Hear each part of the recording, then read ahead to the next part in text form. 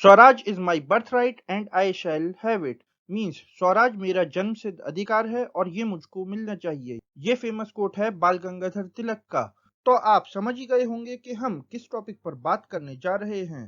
Hello friends, welcome to रॉश study. हम यहाँ पर डिस्कस करेंगे अबाउट स्वराज और जानेंगे स्वराज क्या है, और इसके साथ साथ जानेंगे स्वराज पर different views and opinions of different sections of Indian society, और स्वराज का मीनिंग इंडियन सोसाइटी के हर सेक्शन ने किस तरीके से इंटरप्रेट किया, और साथ में देखेंगे ब्रिटिशर्स का point of view on Swaraj. So stay with us because there is a lot to know, a lot to discuss. But before we begin, अब आप रॉश स्टडी के साथ घर बैठे तैयारी कर सकते हैं वेरियस टेस्ट, कॉम्पिटिशन्स और एग्जाम्स के।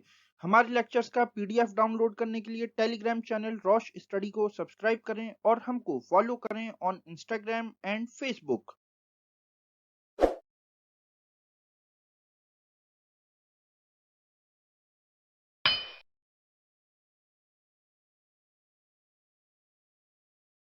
So let's start. हम बात करेंगे स्वराज के बारे में कि स्वराज के मीनिंग क्या है, स्वराज किसे कहते हैं। Swaraj means self rule, self restraint. तो सबसे पहले हम समझेंगे सेल्फ रूल को। Self rule means to govern our self, means हम खुद को गवर्न कर सकें, खुद को मास्टर कर सकें। और second, self restraint. It means हमको फुल फ्रीडम तो है, बट कई जगह पर जरूरत पड़ती है हमें अपनी फ्रीडम को लिमिट करने की, उस पर पाबंदी लगाने की, ताकि दूसरे के फ्रीडम्स, दूसरे के राइट्स की रिस्पेक्ट की जा सके और उसे भी अपनी फ्रीडम को एक्सरसाइज करने का, अपने राइट्स को एक्सरसाइज करने का राइट मिल सके। तो चलिए सबसे पहले हम बात करेंगे गांधी जी के विचारों पर स्वराज को लेकर। गांधी जी के स्वराज का ये मीनिंग बिल्कुल भी नहीं फ्रीडम फ्रॉम ऑल रिस्ट्रेंट्स, यानी कि सब चीजों से आजादी, कोई पाबंदी नहीं। तो ये गांधी जी के स्वराज का मीनिंग बिल्कुल भी नहीं है, बल्कि यहाँ पर गांधी जी कहते हैं कि self restraint is necessary for self rule. Means मनुष्य का खुद पर संयम होना, कंट्रोल होना बहुत ज्यादा जरूरी है for Swaraj, for self rule. और महात्मा गांधी कहते हैं अगर हम खुद को सेल्फ रिस्ट्रेंट नहीं कर सकते तो हम स्वराज भी अटेन नहीं कर सकते। इट मीन्स यहाँ पर महात्मा गांधी ने कहा कि हमको अपने राइट्स के, अपने फ्रीडम की, अपनी आजादी के साथ साथ दूसरों के राइट्स को, फ्रीडम को भी रेस्पेक्ट करना चाहिए। और महात्मा गांधी यहाँ पर ये भी कहते हैं कि government of India by the consent of people, यानी कि गवर्नमेंट इंडिया में इंडिया के लोगों की कंसेंट की बननी चाहिए। और यहाँ पर उन्होंने अपने इस थॉट के थ्रू प्रमोट किया पावर शेयरिंग को और अपोज किया power in few hands. Mahatma Gandhi के स्वराज पर थॉट्स डिस्कस करने के बाद अब हम डिस्कस करेंगे इंडियन सोसाइटी के डिफरेंट सेक्शंस के thoughts, views, opinions on Swaraj.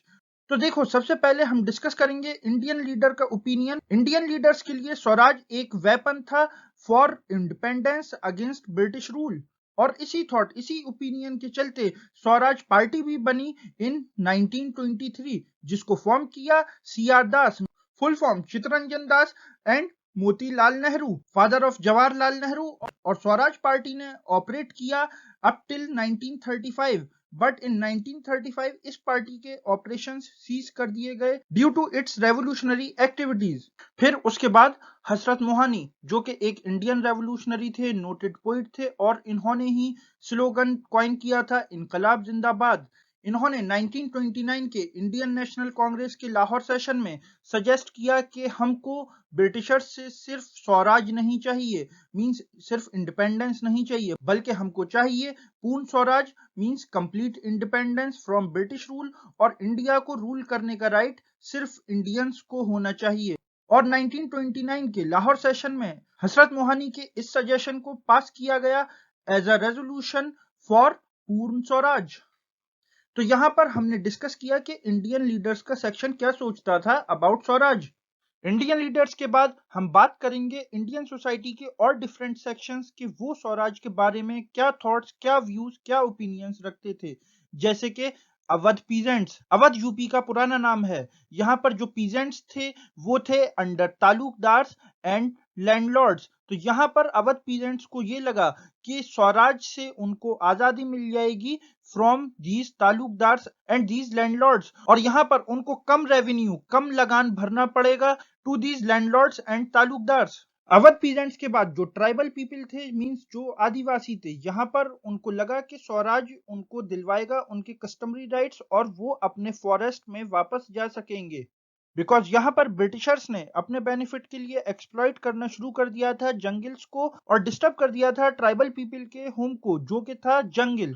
तो ट्राइबल पीपल के बाद प्लांटेशन वर्कर्स स्वराज के बारे में क्या सोच रहे थे? प्लांटेशन वर्कर्स स्वराज को देख रहे थे as a chance to get lease from plantation work. उनको यहाँ पर लगा कि स्वराज के चलते हमको प्लांटेशन वर्क से छुट्टी मिल जाएगी और इसके चलते इन प्लांटेशन वर्कर्स ने माइग्रेट करना शुरू कर दिया टू देयर विलेजेस, इस आशा में, इस उम्मीद में कि वहां पर गांधी जी उनको जमीन दिलवाएंगे फॉर वर्क।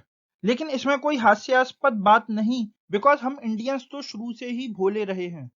फिर लास्ट पॉइंट, स्वराज ब्रिटिशर्स के लिए क्या था? तो ब्रिटिशर्स के लिए स्वराज था एक वर्ड, एक जुमला, जिसको वो पूरा करते थे अपने गलत सलत एक्ट्स के through, such as Government of India Act of 1919 and 1935। और जो भी स्वराज का मीनिंग रेज करता था इन ट्रू सेंस, उसको मिलता था तख्ता, मींस फांसी, such as Bhagat Singh, Sukhdev and Rajguru.